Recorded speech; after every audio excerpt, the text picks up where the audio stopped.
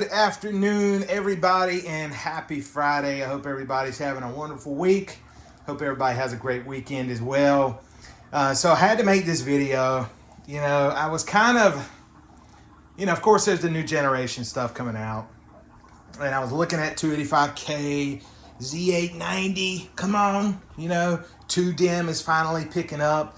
Our popular 2DIMM, 1DIMM per channel is getting popular, guys. You got a lot of 2DIMM choices out there where there's just 2DIMM slots. So things are really heating up for Z890. It's getting more common thing to see that. Hey, maybe the average person doesn't need more than 48 gigs or 96 gigs of RAM, right? I think they're finally discovering that. I wanted to, I was considering just jumping in, getting ready for it, and then I started seeing the numbers, and I was like, man, these things just, it's a side grade. It's a side grade, It uses less power. It uses, it's 24 threads. It uses less power than 1400 KS. Well, when you turn hyper-threading off, power consumption goes way down. It goes way down. I wanted to have some fun, and I came across this. This all started by researching the Intel W790 platform. And Intel makes monolithic big core chips, 18 core, 24 core, 28 core, that are single die, no E-cores, and DDR5 and unlocked. Yeah, they make that. And I started thinking, I should build something interesting and have some fun. And I came across a Asus Dominus, which isn't the W790 platform, but still very interesting. And I couldn't pass it up. The price was good, and I could not pass it up. So I said, you know what? I'm gonna grab it. I'm gonna get me this thing, and I'm gonna grab me an awesome Xeon 3175X, which is a 28 core, 56 threads, unlocked behemoth, and have some fun with it. And this board is freaking huge. This is a full-size keyboard, and you can see how massive this thing is. This is a pencil right there, and you can see that it's about 2 pencils wide. Very, very big motherboard. Let's take a look at that socket size. Let me unplug my mouse for a second there. There's the CPU socket. Very big, very beefy board. So I wanted to get one of these. These are DDR4. A lot of nice modern features, right? Okay, let's kind of go through its I/O.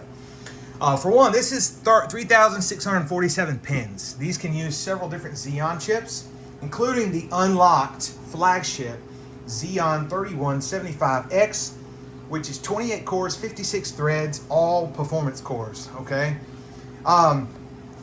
This is hexa-channel. So not dual channel, not quad channel, but hexa-channel. You have a setup where it is 6 DIMMs on each side. So you would run like 3x3 or 6x6, but you can also run 2x2 or 4x4 or 8x8, if you need to. The power layout is, very similar to our modern Asus boards, right? We got a reset, clear CMOS, things like that, safe boot.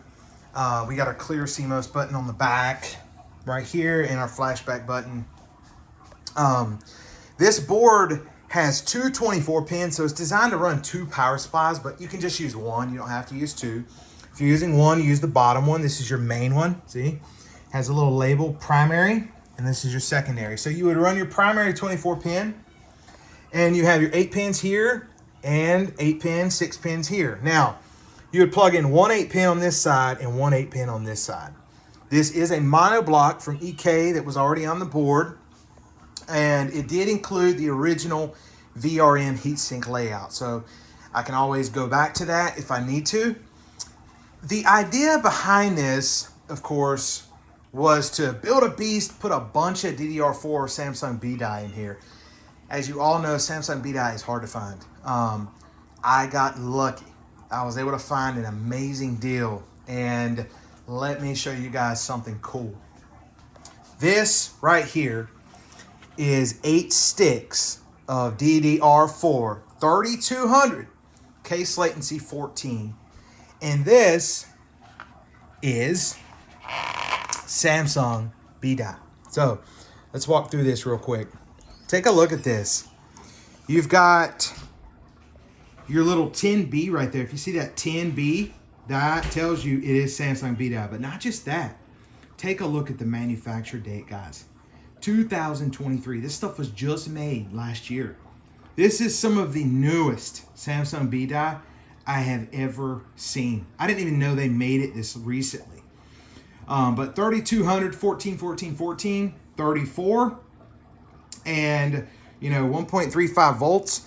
And I have a matched 128 gig kit of nothing but Samsung B-Die, and it was all made February 2023.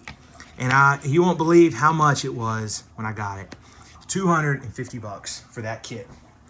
And this stuff is gonna rip. I mean, holy cow, who would have thought? Like, people are trying to scout this stuff. And this is 128 gigs of Samsung B-Die. We have 8 sticks of 16 gigabyte dual rank Samsung B-Die. And this is the recent stuff, very good stuff.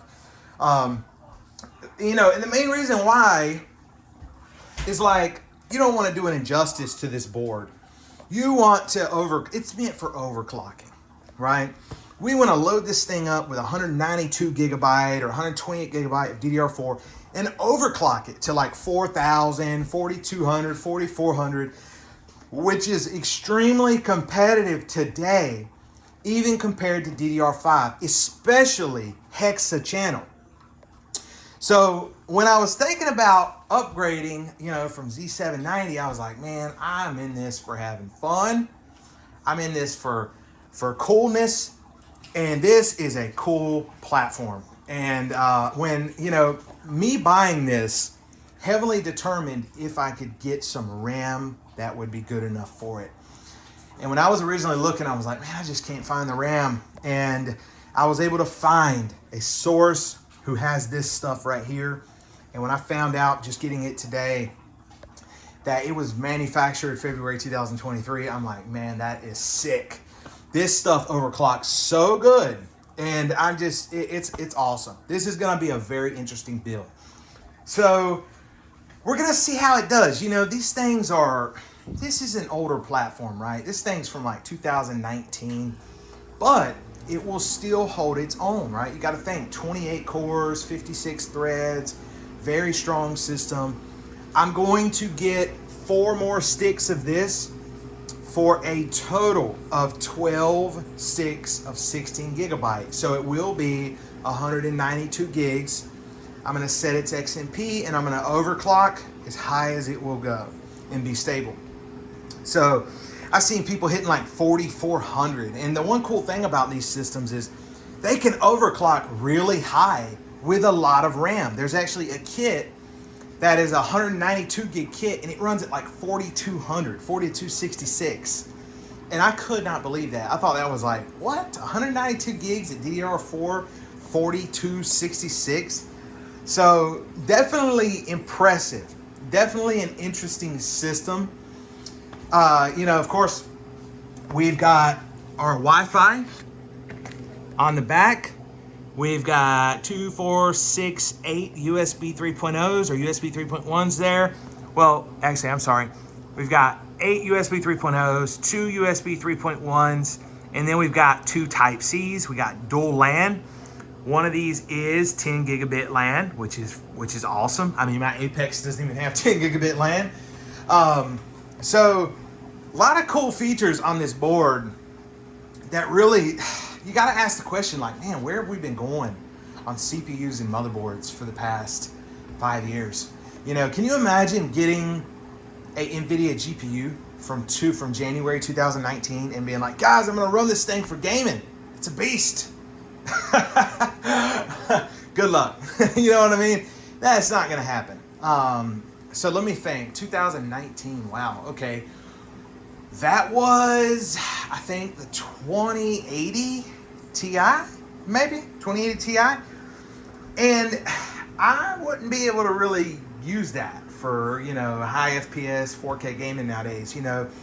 Um, and also the VRAM. It's only 11 gigabyte of VRAM, so you would have some limitations there. But that's the one thing interesting that's always intrigued me with systems is you can really take some of these older rigs, and if you equip them properly, you can use them with modern day components like modern day GPUs and get stuff done, and it's still going to be fast, still going to be very capable. Now, I'm not saying this thing's going to be some rocket. I'm just building a work computer, and it's just cool, right? A lot of nostalgia, a lot of coolness surrounding it, and it's fun. Like, that is what most of this hobby's about for a lot of people. These parts are expensive, and like this is, a lot of these parts are expensive, and they stay expensive. You're talking, when this thing came out, this was like an $1,800 motherboard. Who was buying that? Like, when this thing came out. Nowadays, we can grab one and be like, hey man, and they're still like $1,000. You know what I mean? So I was able to get one for a really, really good price, a lot cheaper than that. And when I saw it, I was like, man, I gotta grab this thing, and I'm gonna build something really cool that's gonna be a lot of fun. Anyways, several M.2 slots. We still have our DIMM2 here, which I have a Asus DIMM2 card from my Z790 Apex, which will plug right into this, So a lot of things have changed, and a lot of things have stayed the exact same. And another cool thing about these boards, they actually have an OLED display right there, so you can see cool things like your temperature, your clock speed, your memory speed, all kinds of cool stuff. And they're just really interesting motherboards. I always wanted one of these. I always thought they were cool. Years ago, I would never try to splurge for something like this, just because it's more or less the unobtainium, right? You got to think the CPUs were $3,000, just the processor, $3,000. The motherboards, $1,800 plus tax. So you're looking at $2,000, and then probably $3,300 with tax for the CPU. You're already looking at $5,000. And then for an equivalent RAM kit back then, you're going to spend another $1,000, right? So you're looking at $6,000 for the motherboard, CPU, and the RAM. And then, of course, these mono blocks, you already know they're hitting bank for the combo, right? $500 for the top and the CPU together. And yeah, they're going to knock you upside the head for these. And that's what they were, though. They were like the ultimate extreme enthusiast platform that nobody knew about. Well, a few people knew about them, but, nobody really, people like to read about them, but going and building one was a whole different story. So that's why it's kind of cool to build one of these in 2024, because this thing is still going to be like really strong, very powerful, and just interesting. Very interesting system. So I wanted to post this video of just the more or less the first build steps of what I'm building here, what I'm going to get running. I do plan to put it on chilled water and overclock it to 5 gigahertz or more on all cores, and just, man, this thing's going to be a rocket. Very cool system. Very, very cool system. These motherboards, as far as I know, were very reliable. They did have one problem that nobody knew what it was. And the issue was a cold bug. Well, kind of like a cold bug. There is a little like resistor SMD component over here near the start buttons. And so essentially, if the motherboard was in a room temperature of less than 75 Fahrenheit, right, it wouldn't turn on. You would hit the button and it would just like flicker and stop. And people didn't know what it was. So they would be like, hey, my motherboard's broken. They would send it back to Asus, and it would go back to Taiwan, where the ambient temperatures were much higher. And then it would get back to the repair facility, and they're like, it works fine, and it will power up, right? And more than likely, their ambient temperatures are much higher. But then they would send it back to the customer would put it in and be like, nope, it's not working. And it would be inside their nice cool house of probably 70 degrees. And someone discovered that it was a little transistor over here, this one little single component, very small, because it was essentially below about 75-ish degrees, it didn't want to turn on. So they would take a hair dryer and point it at it, and then boom, the system would fire up. So they had to use a hair dryer to start their computer every day. And it was a fix they could do at home.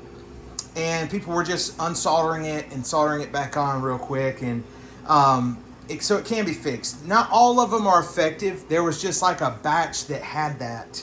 Like the early ones didn't have it, and then a certain batch had it, and then the ones after that didn't have it. So I have no idea if this one even has that problem or not. But nonetheless, it's just a cool board. And I kind of went into this expecting that. I did some research on it.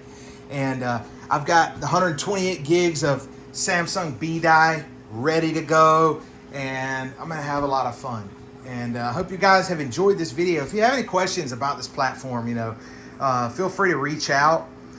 Thing is just huge, Doing a quick size comparison to the Z790 Apex, I'm going to say it's actually wider than that 4090 right there. And if you're wondering why this paper towel is here, this is actually here as a feature, okay? Looks comes second. This video card is vented, as you can see here, and hot air blows through it onto my cold RAM, and it can cause that RAM to sweat. Now, it's very unlikely. That may be like a 1 day out of 3 month situation, but it happened to me once.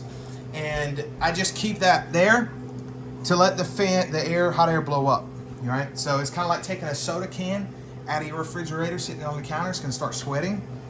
And same thing here, this RAM is very cold. If you touch this, it's just freezing cold. It feels like a can of soda out of the refrigerator because the water is refrigerated. It goes through a chiller, and my water chiller is keeping my 10-gallon tank of water at a nice 15 degrees, 24/7, 365 days a year.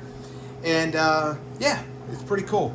So I wish these RAM blocks were like honestly, I wish it was acrylic or plastic. I noticed plastic things never sweat. I don't know why that is. And you can even have components that will sweat. If you cover them with something, it won't. For example, if this was gonna sweat and my coolant was below the dew point, right? And my components are gonna start sweating. If I just covered my whole PC with a towel, it wouldn't sweat because there would be no airflow hitting it. So like if I take this right here and I go, you see how that condensation just forms up real quick there? Let me do that again. So you can see, let me wipe it. There you can see I'm drawing on it now. Now, that won't happen if it's covered. So it makes a huge difference, and more or less this thing blowing hot air on it, it can cause it to sweat. So I leave it right there, and yeah, that's pretty much it. Anyways, hope you guys enjoyed this. This thing is awesome. It's a huge motherboard.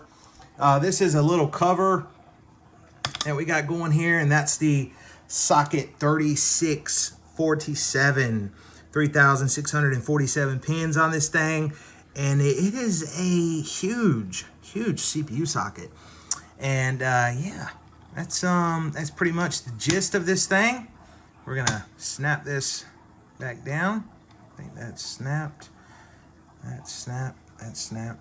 There are pretty much like 6 screws that hold the cooler down. You got to go into a motion. I did get a air cooler temporarily, which, just to make sure things are working and running properly. And yeah, you kind of torque them to 12 inch-pounds, and I have a torque wrench and all that. And so 12 inch-pounds, so you'll hit like 1, 2, and then 3, 4, and then you kind of go in the certain order of things. And you want to make sure all 6, the hexa channels working properly, and things like that. But anyways, I could not get over this this memory kit, being manufactured 2023, Samsung B-Die, 120 gigs. That is an amazing deal. If anybody wants to know where I found this, I'll be happy to tell you.